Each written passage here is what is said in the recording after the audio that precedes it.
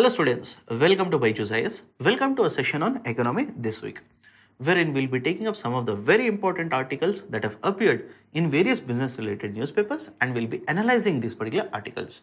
For this particular video lecture, I've taken up the articles from Business Line, Hindu, Business Standard, Indian Express, LiveMate, and the time period that I'll be considering for this particular discussion will be 28th of Jan to 3rd February 2019. So let's begin this particular discussion. The first article that I've taken up is related to China dragging US to WTO. That is basically China has started legal process against the imposition of US tariffs at WTO.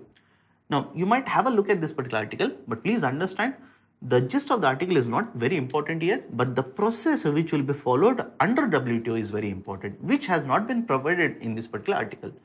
The article basically says that the US has kept on imposing certain tariffs on the imports coming from China, and the value of the goods or the trade that has been imposed with tariffs is more than $200 billion, which has been given here, and the tariffs which have been imposed by US are basically disrupting this particular trade between US and China. And China has also imposed retaliatory measures on the exports coming from US into China. That is the gist of the article. But please understand, let's look at this particular headline. It says China starts a legal process at WTO against a US tariff. Now, what is this particular process that they are speaking of? Please understand that information has not been provided in this particular article.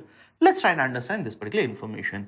Basically, whenever the trade is conducted between two trading partners and there is a dispute related to this particular trade, then these particular trading partners or one of the trading partner will drag another country to WTO, World Trade Organization, under which there is a concept called as dispute resolution mechanism. Please understand, under WTO, the highest decision making body is a ministerial conference, and the ministerial conference will meet only once in 2 years. Now what if after the meeting has happened, certain decision or day-to-day operational decisions have to be taken?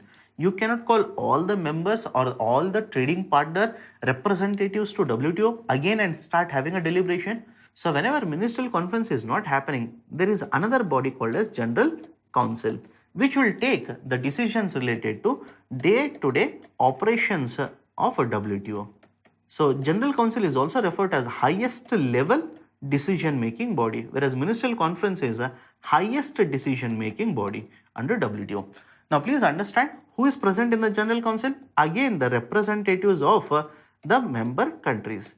Usually the ambassadors or the permanent residents will be appointed as representatives of these particular member countries to the General Council. The General Council will act as a dispute resolution mechanism under WTO. Please understand, this particular General Council will take its cue from dispute resolution understanding. These are nothing but the provisions which dictate how the dispute resolution has to be conducted. So this is a basic concept. Now let's look at what will happen in case of China and US. China has taken US to the dispute resolution mechanism. Now this particular dispute resolution body will try to resolve this particular issue through consultations or mediations. Once this particular process has failed, the body will set up an investigative body, which is nothing but a panel. This particular panel will investigate and give the findings. Basically, it will say either the tariffs which are imposed by US are as per the WTO guidelines or against the WTO guidelines. Basically, it will find out, investigate and give the report. This particular report usually is accepted by the dispute resolution body. If it has to be rejected, then it has to be done with consensus. That is, all the member countries of the dispute resolution body will have to vote against this particular report.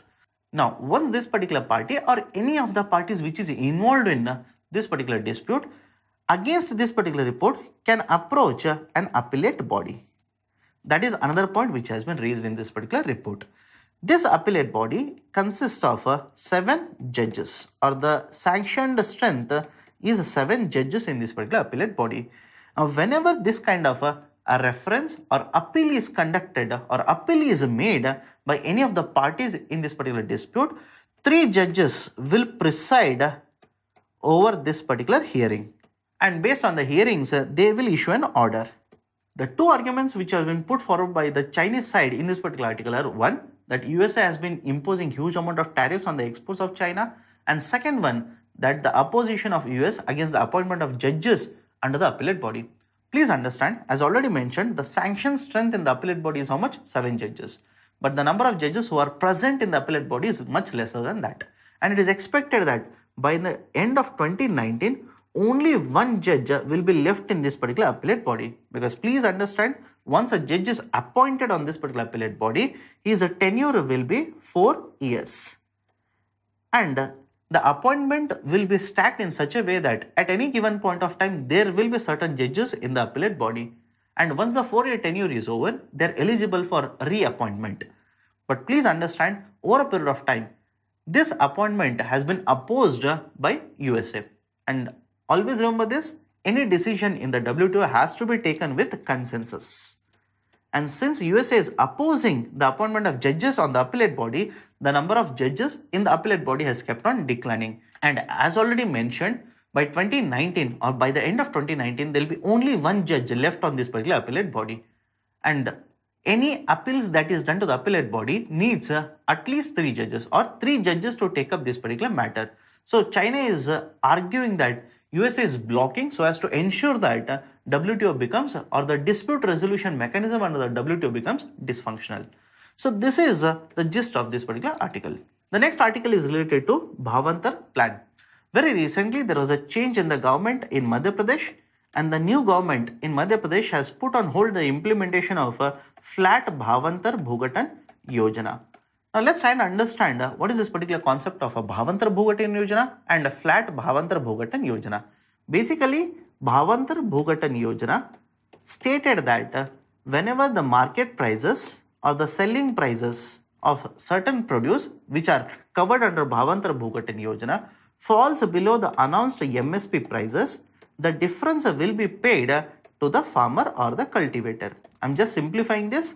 Rather than taking the market price or selling price, the actual price that they will be taking will be modal price, which is nothing but the average of the market price of this particular produce in this market as well as in the surrounding markets, which are taken as a reference. But in simple terms, certain support will be provided to the farmers in case the selling price is lesser than the MSP.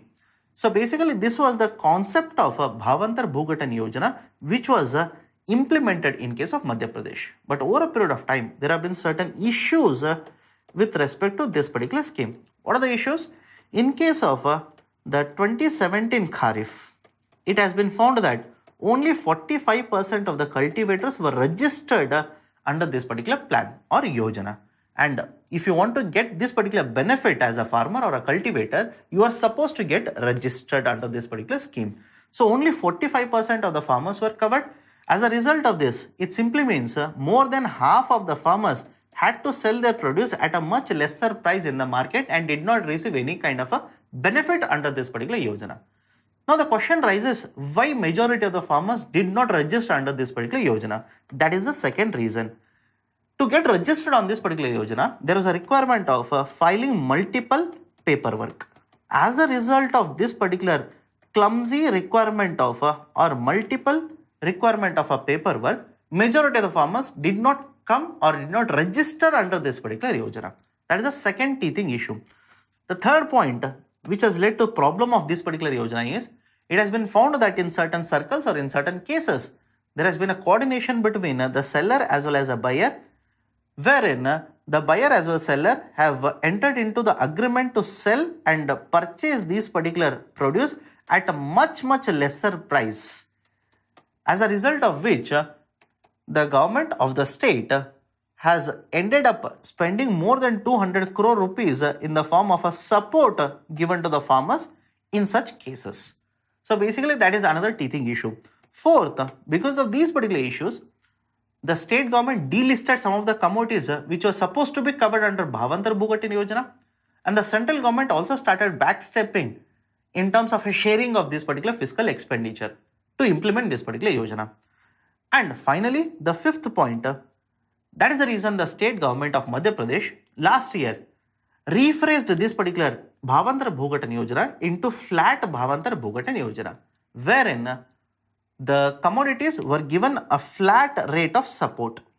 That is, in case of soybean, a flat amount of 500 rupees per quintal was provided in the form of a support. So that is the discussion which has been provided in this particular article. The next article is related to prompt corrective action. This particular mechanism was put in place by RBI, wherein some of the banks which have defaulted or which have failed to comply with certain guidelines set up under the prompt corrective action will be kept under watch. Basically, based on the risk assessment of these particular banks, based on various parameters, these will be kept either under the risk threshold 1, risk threshold 2 or risk threshold 3. And as I keep on moving from RT1 to RT3, the risk related to the banks keeps on increasing. Please understand, the banks were kept under the prompt corrective action based on their failure to meet certain parameters or certain guidelines, which were in the form of non-performing assets, based on a capital adequacy ratio, or credit to risk weighted assets ratio, and the third one, return over assets.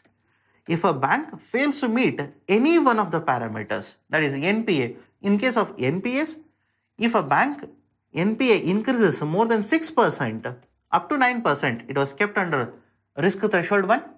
If it crosses more than 9% up to 12%, it was kept under RT2. And if it crosses more than 12%, it will be kept under RT3. Now, what will happen if a bank is kept under the prompt corrective action? Basically, once the bank is kept under the prompt corrective action, certain restrictions will be imposed on this particular bank. Now, these restrictions again were kept under two heads. One was called as a discretionary restrictions and the other head was called as a mandatory restrictions. That is, the moment you are kept under, let's say, risk threshold 1, certain mandatory restrictions will be imposed on you. But apart from that, if RBI feels that there is a certain requirement of more restrictions to be imposed, it will pick up any of the restrictions which is kept under the discretionary head. For example, lending. For example, infusion of capital, so on and so forth. So this is the basic idea for prompt corrective action. Now it is clear that once a bank is kept under the prompt corrective action, there will be certain restrictions, and this restriction will impose the problem of issue of credit. That is, let's say a bank is kept under prompt corrective action and RBI says no more lending in the market. Now the moment RBI says no more lending in a market to a bank, then what is the source of the revenues that the bank can generate?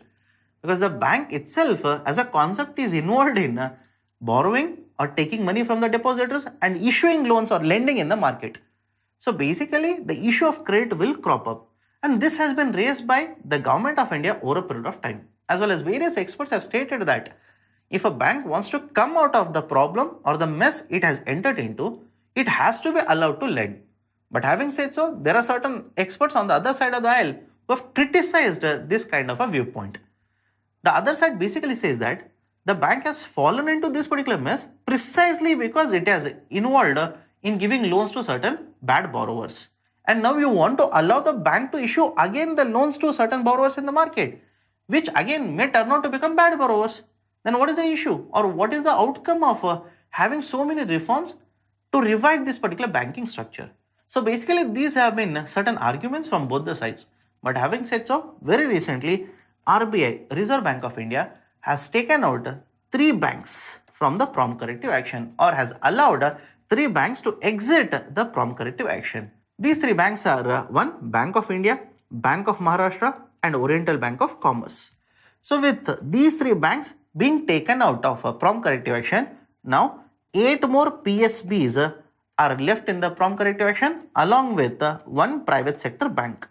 So this is the discussion which has been provided in this particular article. The next article is related to CSR, that is corporate social responsibility. Before looking at the points given in the article, let's try and understand the concept of a CSR. Basically understand this, under Schedule 7 of Companies Act of 2013, there has been introduction of a corporate social responsibility, wherein any company which has got a net worth of 500 crore rupees, at least 500 crores, a revenue of at least 1000 crore rupees, or profit of at least 5 crore rupees will be covered under this particular provision, and 2% of the profits in that particular financial year has to be spent on corporate social responsibility activities. Now, on what areas this particular expenditure has to be incurred? Under the Schedule 7, there are 11 subjects which have been listed, such as eradicating poverty, education, Prime Minister Relief Fund, etc. So basically any company which falls in this particular criteria will have to take out 2% of the profits earned in that particular financial year and incur in the form of a CSR under these particular 11 subjects. Now, what if a company doesn't follow these particular guidelines? There were certain prosecution norms which were kept under the corporate social responsibility guidelines. This article discusses the intent of the government to withdraw or water down or reduce some of the provisions under the prosecution norms. Basically, the article says that the Ministry of Corporate Affairs is thinking of reducing the prosecution norms in order to use this particular prosecution only if it is a repeat offender. That is, if a company has already been warned against not meeting the CSR guidelines and again it goes ahead and commits the same issue in the coming years, then in case of a repeat offender, these particular prosecution norms can be used. Now, question is, what kind of a prosecution will be done under the CSR norms? The points have been given in these two paragraphs.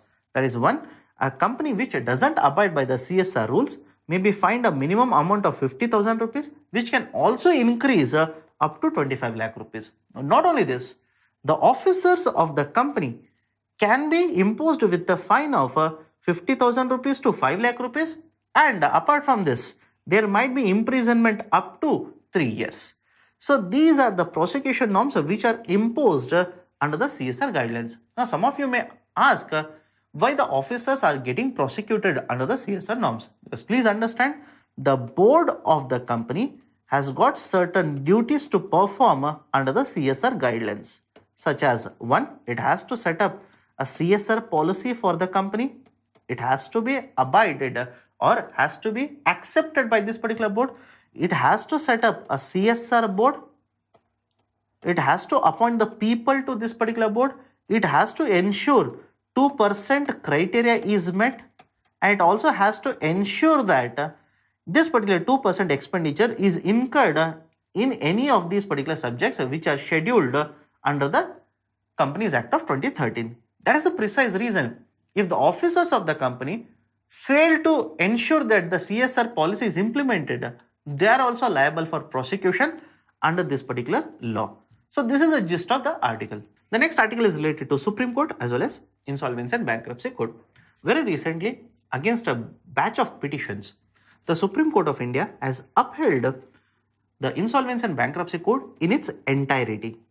That is, complete IBC has been upheld by the Supreme Court of India. Now, let's unpack this particular judgment. Three very important points that I want to discuss with relation to SC as well as IBC is, one, the section 53, which is the point of this particular article, section 29A as well as section 12A. Now, please understand, with respect to these particular sections, I am referring to two different Supreme Court cases. This section 12A was in case of a Brilliant Alloys. It's part of an order, and these are part of another order. And this particular article that I am discussing will be basically dealing with the section 53 as well as section 29A. But apart from that, very recently, the section 12A is also in the newspaper because Supreme Court of India has upheld the idea of a section 12A. Let's try and understand or unpack these three particular sections. Section 53 basically discusses the concept of a priority waterfall. What is this idea of a priority waterfall? What happens in Insolvency and Bankruptcy Code? Basically, either the creditor or a debtor will drag a particular company to NCLT, file a case, and basically an order will be issued, either of liquidating this particular company or selling it off to a new buyer. But either ways, money will be generated or recovered in this particular process. Now, out of this particular recovered money, who should be given the first access to? And in what manner the access should be given? Basically, understand this, there are two types of creditors to a company: operational creditor, and second set will be financial creditors, or also it is also referred as secured creditors. And in case of operational creditors, we call them as unsecured creditors. Secured creditors such as banks, operational creditors such as suppliers of raw material. Under the concept of priority waterfall, the first access or the priority access between these kind of the creditors will be given to secured creditors. That is, secured creditors will get the first access to the money which has been recovered, and after that the operational or unsecured creditors will be given access. Now the operational creditors basically approached the Supreme Court of India, filed batches of petitions under Article 14 and stated that the idea of a priority waterfall is violating the Article 14 of Indian Constitution. Supreme Court of India has upheld the priority waterfall in the Insolvency and Bankruptcy Code, and this particular order goes against the argument of operational creditors. Now second provision that I want to discuss is Section 29A. This particular Section 29A was introduced as an amendment by Government of India, and Section 29A basically disqualifies certain people from acting as the resolution applicants. What is the concept of a resolution applicants? Whenever the insolvency resolution process is happening, as already mentioned, now let's say creditor has dragged the company to NCLT, then there will be insolvency professional here, committee of creditors will be appointed. Now this particular committee of creditors, let's say, want to sell it off or sell off this particular company. There will be certain people or interested parties in the market who wants to purchase the company from the committee of creditors. These interested parties are called as resolution applicants. Earlier, basically, Government of India found that the original promoters or the owners of the company are applying as a resolution applicants. But basically understand this, whenever resolution applicant buys the company from the committee of creditors, it will be at a huge discount. So on one side, the creditors are losing the money, and on the other side, the promoters are getting the ownership of the same company. So basically, to prevent this kind of a situation, Government of India amended the Section 29A of Insolvency and Bankruptcy Code and introduced a certain provision stating that certain people will be disqualified from acting as a resolution applicants. And one of the types of people which was disqualified was the promoters, whose accounts have become NPA or non-performing asset. Now the Supreme Court has upheld even the Section 29A. Now the third section I want to discuss is Section 12A. As already mentioned, in case of a Brilliant Alloys case, Supreme Court of India has issued an order upholding Section 12A. Now what does Section 12A discuss? Under Section 12A, a company which has been dragged to NCLT, this particular case can be withdrawn, or this particular petition can be withdrawn. But there is a clause here, or there is a condition which has been imposed. What is the condition? 1. 90% of the creditors will have to agree for this particular withdrawal of the case. The second condition is that whoever has dragged the company to NCLT, be it a creditor or be it a debtor, the same party has to go to NCLT, file an application for the withdrawal of the case. If these two conditions are met, then under Section 12A, withdrawal of this particular case will be allowed. This gives a leeway for the promoters to continue to own the company. But again, the two conditions will have to be met. So these are the three sections, Section 53, Section 29A as well as Section 12A that have been upheld by Supreme Court of India. So these are the various articles as well as the points which are important from these particular articles. Now let's have a look at some of the questions. Question number 1. Which of the following publishes Corruption of Perception Index, CPI?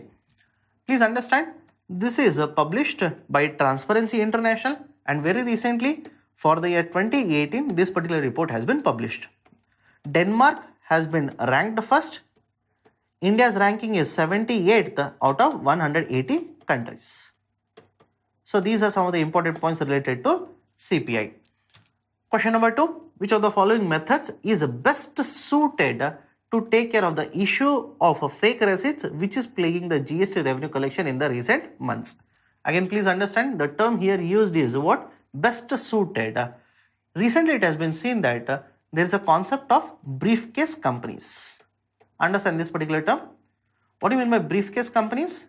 These are the companies which have been found to be existing, which are also involved in let's say selling of raw materials to various companies, issuing receipts of a GST but not filing GST. So in simple terms, this particular company which has collected the receipt of a payment will approach GST network or will file it on GST network, ask for the input tax credit. But government on the other side has not even received this particular tax because this particular company has not filed the taxes. Now, how to overcome this particular issue? This particular issue can be overcome with the concept of a receipt matching system. In case of India, it is yet to be implemented. What will happen in case of a receipt matching system? Basically, once this particular company files a receipt or files the returns to GST network and asks for the input to tax credit, stating that, let's say hypothetically, when I purchase raw materials from this particular company, I've paid 10 rupees as a GST here, and now you are asking me to pay 20 rupees. So provide this 10 rupees in the form of an input to tax credit.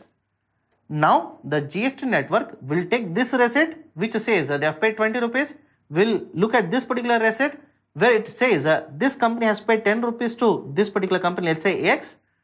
Once the matching of the receipts is done, only then the GST network will refund 10 rupees to this particular company. This system is called as receipt matching system. This receipt matching system is yet to be implemented in case of India. As per the latest news, it is about to be implemented from April 2019. So the right option will be what? Receipt matching system. E-way bill system, yes, it can prevent to a certain extent tax evasion under the GST, but please understand, first term here is best suited and the second is the issue of fake receipts. E-way bill system will not help here. Composition scheme, again it's a different animal altogether. So the right option will be receipt matching system. Question number 3, consider the following statements about National Statistical Commission. It is a constitutional body? No, wrong.